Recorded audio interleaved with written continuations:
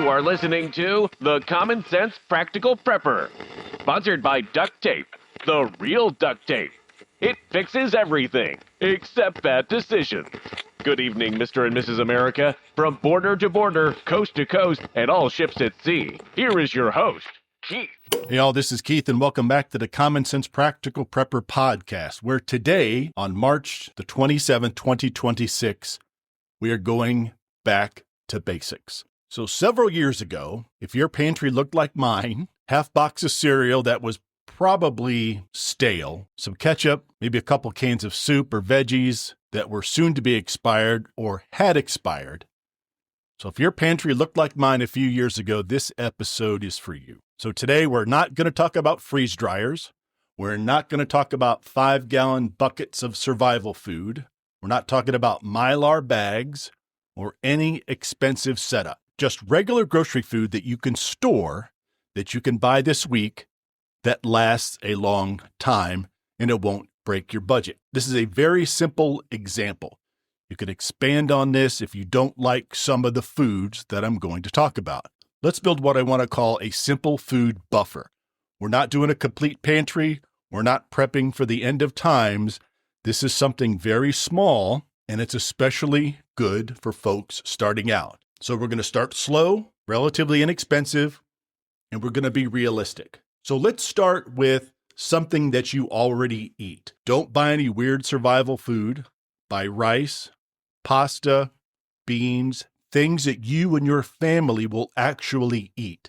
It does no good to have a prepping pantry if it's something you nor your family are going to eat. Rice is relatively inexpensive. You can get 50-pound bags, 20-pound bags, 5-pound bags, or even the smaller 1-pound bags. It lasts for years. Keep it dry with O2 absorbers. Beans, canned kidney beans, black beans, pinto beans, navy beans. Get those on sale. 50 cents, 75 cents a can when they're on sale. Dry lentils are even less expensive, like $2 a bag. You can cook it just like rice. So we have our beans. Okay, protein, peanut butter, big jar, $3 or $4 on sale. Spread it on bread, mix it into your oats, or just eat it straight. Canned tuna or canned chicken in water, not oil.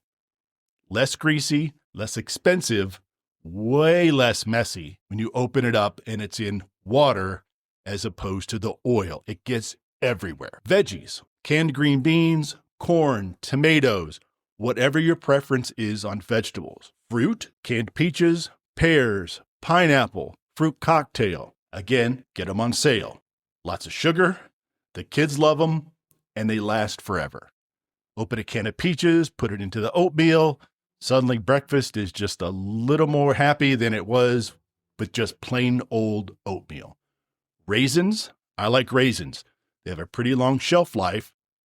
2 forever foods that you should always have. Honey. Honey will literally last forever. It never spoils.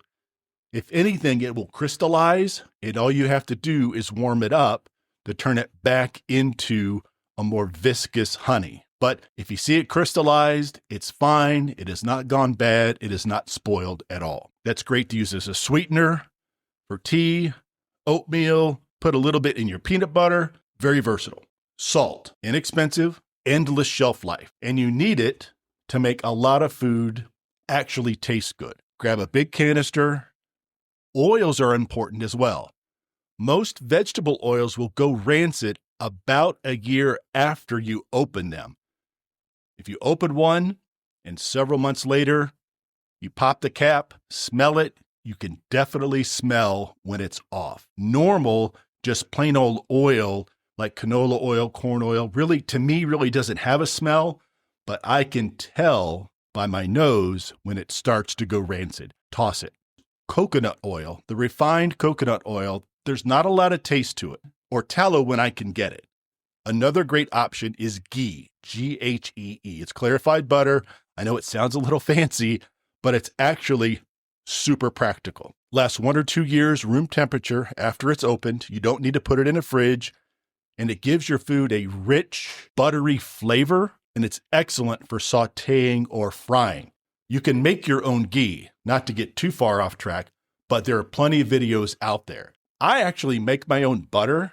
It's really funny how I do it. Maybe one of these days I'll show you how I make my butter. You're just probably going to shake your head and you're either going to go, wow, what a genius, or what in the hell is this guy doing? Maybe I'll do one of those. If you want something less expensive, very simple, just plain old olive oil or vegetable oil, canola oil. They all work fine. Just rotate them. First in, first out. Keep an eye on the expiration date. What I normally do is write the expiration date on a little label with a Sharpie because the font on some of these bags is like micro 0.05 font that kind of blends into the label itself. So again, when you're getting an oil, regardless of what it is, olive oil, corn oil, canola oil, don't get the monster jug, especially if it's on sale. You're not going to use it before it starts to go bad. So a couple small bottles or a couple medium bottles makes more sense. Granted, it's a little more expensive, per ounce or per bottle, but you're going to use that as opposed to the large jug that'll eventually go bad once it's opened. So here's how to start our little mini pantry without feeling overwhelmed. I've said this before. Next trip to the grocery store, buy 1 extra bag of rice, 1 extra can of beans, 1 extra jar of peanut butter, 1 can of peaches, tomatoes. And again, if you have the ability to buy 2 cans of corn or 3 cans of corn, certainly do that. You would be very surprised how quickly your little beginner mini pantry, your buffer pantry, comes alive. For storage, Ziploc bags work great. They're not very expensive. They're very flexible. You squeeze out the air. Some of them have the little zipper guide or whatever, the little guide. You definitely can tell. Some are real fancy. When you get them together and you have it closed, it turns a funny color like green. Then you know it's sealed. And so the cons, they can tear or puncture relatively easy, so you need to be careful with them. Mason jars, tougher than Ziploc bags, airtight, bug-proof, and they look pretty cool sitting on a shelf. The pros, they last forever, no leaks, they stack well, although be very careful about stacking a sealed mason jar on top of the other, especially if it's vacuum sealed. The cons to mason jars, they're heavy, they're glass, so they'll break if you drop it. Either way, whether you use the Ziploc bags or the mason jars, keep your buffer pantry in a cool, dark environment. If you have a few extra dollars, and what I would recommend is one of those hand mason jar vacuum sealers. It stands alone, battery operated. A lot of them can be charged by USB, and they work very well. I'm currently doing a lot of research on those. There's several different models out there, and I really haven't nailed down the one that I want to get. But it's so compact. You leave it in its little box, you put it in the pantry, and you know where it's at. And they're very handy, and they work very well. Fits right over the lid, hit the little button. A few seconds later, it does an auto shut off when it's sealed, the mason jar. Super easy for dry stuff like rice, beans, but you don't have to do that when you're starting out. It is certainly optional, but it does extend the shelf life of whatever you put into it. And remember, first in, first out. We rotate everything just like restaurants do. Put a date on the can or the bag with a Sharpie and make sure you take an inventory. You check your pantry once a month. It only takes a few minutes. So here's a pro tip. If you have the room, keep your little mini prepper stash separate from your regular food or your regular pantry, stuff you use on a daily basis. So if you have a dedicated shelf or a little Rubbermaid tubby, I would suggest separating your little pantry from your regular food.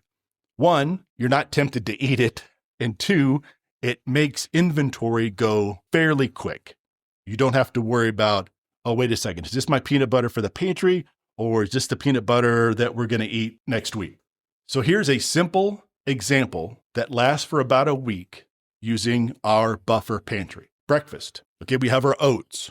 Oats mixed with peanut butter, canned peaches, maybe a drizzle of honey. Lunch, rice and canned beans with a little bit of corn. Dinner, pasta with canned tomatoes and tuna. Snack, pineapple chunks straight out of the can. And again, this isn't what the family's having every Friday night, or it's not like, hey kids, mom's got a surprise. Ta-da! It's nothing like that. This is when we have to get into our pantry. So those are real meals. They do not need to be refrigerated. No fancy cooking. Total cost from start to finish, give or take, $30, maybe $50. All depends on the brand and how much and where you're making these purchases. So what if the power goes out for a couple days? You can still boil the rice. Remember, we have our camp stove, our butane stove. We have a way of cooking our food. Canned fruit and tuna are ready to eat cold. Peanut butter spreads on whatever you want to spread it on. Honey sweetens everything up. No need to panic. Just eat what you already have stocked. And again, you have your buffer pantry, but that's not to say you can't supplement what you have in your regular pantry. Just remember, this is a situation where the power is going to be out, and let's say we don't have backup power, and we're probably going to lose what we have in the fridge. In that case, if you have a fridge that has an ice maker, I would probably grab one of your coolers before the ice starts to melt, dump the ice in, and then take what you have out of your fridge that you can salvage, and obviously keep an eye on that temperature. Anything above 40 degrees Fahrenheit, you're getting into some dangerous territory on, is it going to go bad quickly? So remember, when I started out prepping, I started out buying extra corn. That's literally what I did. I went to Walmart and I bought, I call it a case or a flat of corn. That's how I started. Very simple, nothing crazy. First in, first out, write your expiration dates down, keep an eye on your pantry, add as you go along. Grab one thing today when you go to the grocery store. If you go to the grocery store tomorrow, whenever you go to the grocery store next, just grab that one thing. Grab that thing of peanut butter, grab that thing of corn, thing of peaches, put it in a little dedicated shelf or on a shelf. It doesn't have to be an entire cabinet. It could be just a dedicated shelf, either up high, down low, hidden, off to the side. And that's going to be your buffer pantry. Very simple, relatively inexpensive. And again, if you find things that you really like, morale in situations like this when the power goes out, especially if you have kids, everybody gets kind of bored kind of quick. So if you have candy, gummy bears, whatever it happens to be, something to help boost morale probably is not a bad idea. Warm food is a great morale booster. So you have your oats, you put your peaches, your honey, your raisins. Warm food is a great morale booster. All right, folks, I appreciate everybody stopping by as usual. Please do me a favor, like, subscribe, share, leave a review. I promise I'm going to do a mailbag episode very soon because I have a lot of emails that I need to get through. If you need to reach out, practicalpreppodcast@gmail.com. And again, I'm on the Twitters, Common Sense Practical Prepper or prep_podcast. All right, folks, thanks so much again. And as always, be careful out there, take care of one another, and until next time. You've been listening to the Common Sense Practical Prepper. Subscribe, like, drop a review. Over and out.